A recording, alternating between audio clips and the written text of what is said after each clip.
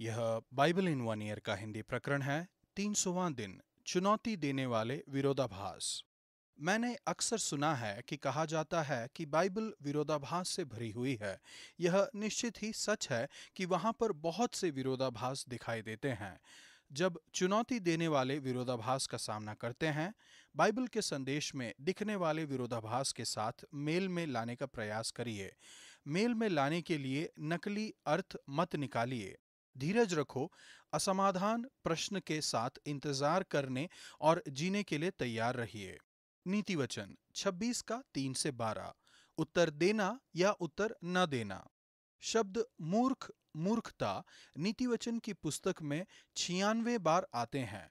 नीति वचन के लेखक के द्वारा सराहे गए बुद्धिमान व्यक्ति का विरुद्धार्थी है मूर्ख। वह कहते हैं, मूर्ख को उसकी मूर्खता के अनुसार उत्तर न देना, ऐसा न हो कि तू भी उसके तुल्य ठहरे। मूर्ख को उसकी मूर्खता के अनुसार उत्तर देना, ऐसा न हो कि वह अपने लेखे में बुद्धिमान ठहरे। यह एक स्पष्ट दिखाने वाला विरोधाभास नहीं हो सकता है। यदि बाइबल के विभिन्न भागों में दो वचन दिखाई दिए तो इसे एक स्पष्ट विरोधाभास माना जा सकता है, किंतु यह तथ्य कि वे ठीक एक के बाद एक दिखाई देते हैं, यह बताता है कि लेखक की नजरों में वहां पर कोई असली विरोधाभास नहीं है।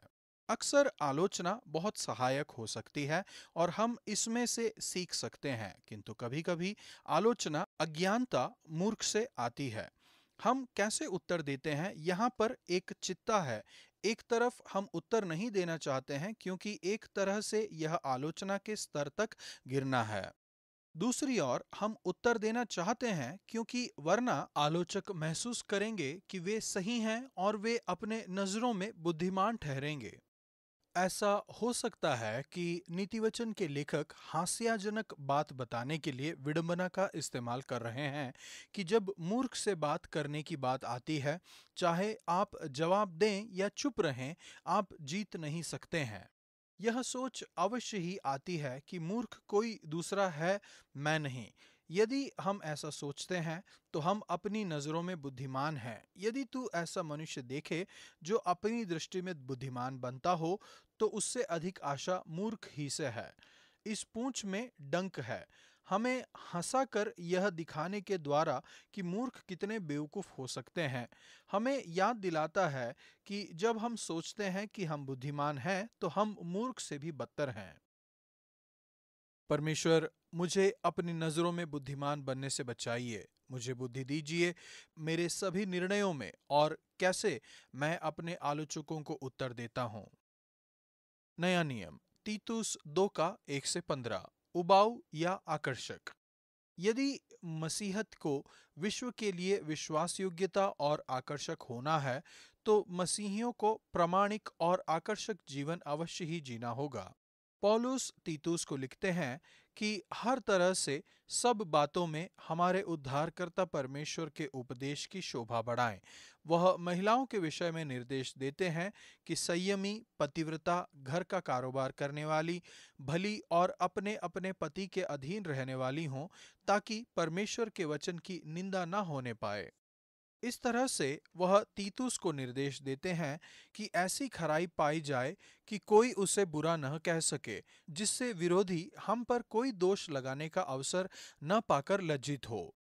किंतु जैसे ही हम उनके निर्देशों को पढ़ते हैं, वे उससे बिल्कुल अलग हैं जो हमारी 21वीं सदी की संस्कृति जिसे आकर्षक समझती है, वह खरी शिक्षा के बारे में बताते हैं। धीरज रखना, असंयम, विश्वास में पक्का, आदरणीय, पियक्कड़ नहीं, सद्गुण और शुद्धता, अनुशासित जीवन जीना, सब बातों में अपने आप को भले कामों का नमूना बनाना, तेरे उपदेश में सफाई, गंभीरता और ऐसी खराई पाई जाए कि कोई उसे बुरा न कह सके, जिससे विरोधी हम पर कोई दोष लगाने का अवसर न पाकर लज्जित हो। हम अभक्ति और सांसारिक अभिलाषाओं से मन फेरकर इस युग में संयमी और खराई और भक्ति से जीवन बिताएं। यह सब आधुनिक कानों को बहुत ही अनाकर्षित लगता है। फिर भी जब हम वास्तव में किसी को ऐसा जीवन जीते हुए देखते हैं, मदर टेरेसा या पोप फ्रांसिस, यह बहुत आकर्षक है। हमारी संस्कृति पवित्रता के विचार को पसंद नहीं करती है, लेकिन जब लोग पवित्र जीवन देखते हैं तब वे इसके द्वारा प्रभावित होते हैं। सच्ची पवित्रता है जब आप उस व्यक्ति को उससे ज्यादा जीवित कर देते हैं जितना कि वे थे जब आप उनसे मिले थे। शालीनता और बुद्धि, विश्वास और प्रेम के जीवन के विषय में कुछ बहुत ही सुंदर है। लोग जो भलाई और सद्गुण और शुद्धता के आदर्श हैं, अच्छे चरित्र के जीवन कार्य के द्वारा चमकते हुए परमेश्वर से भरें। परमेश्वर का सम्मान करने वाले जीवन। यीशु ने आपके लिए और मेरे लिए जान दी, हमें हर प्रकार के अधर्म से छुड़ा लिया और शुद्ध करके अपने लिए एक ऐसी जाति बना ली जो भले भले कामों से सरगर्म हो। परमेश्वर मेरी सहायता कीजिए कि मेरे जीवन और मेरे प्रेम के द्वारा आपके विषय में शिक्षा को आकर्षक बनाऊं। पुराना नियम, हबकुक 1 का 1 से 3 के 19 तक। विश्वास और संदेह। क्या संदेह प्रश्न करना और डर विश्वास के तुल्य है?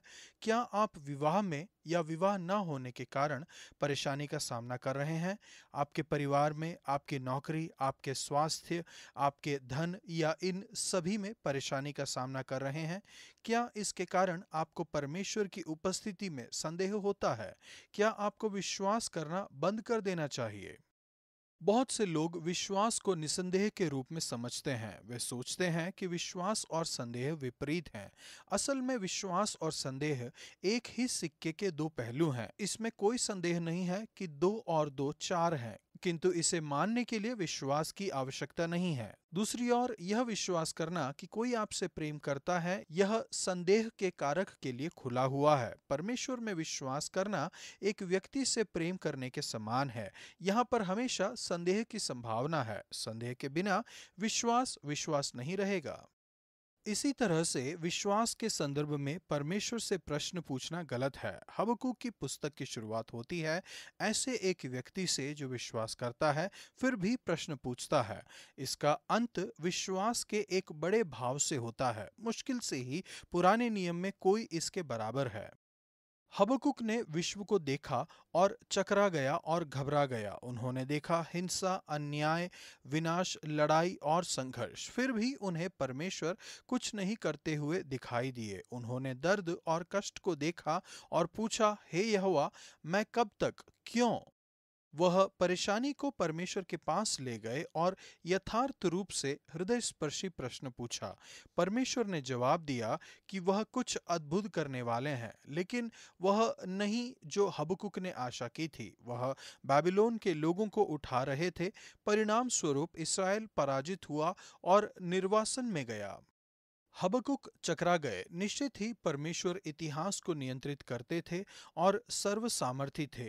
कैसे एक शुद्ध परमेश्वर भक्तिमय देश को दंड देने के लिए क्रूर और मूर्ति पूजक बाबिलोन वासी का इस्तेमाल कर सके? हे यहोवा, तूने उनको न्याय करने के लिए ठहराया है। हे चट्टान, तूने उल्लाहना देने के लिए उनको बैठाया है। तेरी आंखें ऐसी शुद्ध हैं कि तू बुराई को देख ही नहीं सकता और उत्पात को देखकर चुप नहीं रह सकता। हबक्कूक को सीधा उत्तर नहीं मिला, किंतु वह अपनी उलझी हुई शिकायतों और परेशानियों को परमेश्वर के पास ले गए और उसे वहां छोड़कर इंतजार करने लगे।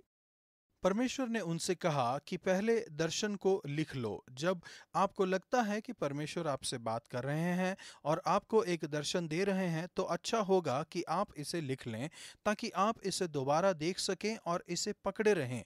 दूसरा, परमेश्वर ने उससे कहा कि शायद उन्हें उत्तर का इंतजार करना पड़ेगा, तब भी उनकी बाट जोहते रहना, क्योंकि वह निश्चय पूरी होगी और उसमें देर न होगी। परमेश्वर चाहते हैं कि आप अपने संदेहों और प्रश्नों को उनके पास लाएं। शायद से आपके सभी प्रश्नों का उत्तर आपको तुरंत न मिले। जब आप उत्तर का इंतजार करते हैं तब परमेश्वर में भरोसा रखिए, यहाँ तक कि जब आप पूरी तरह से समझ नहीं पाते हैं कि क्या वह कर रहे हैं। विश्वास करना है उन बातों को मानना जो परमेश्वर ने कहा है।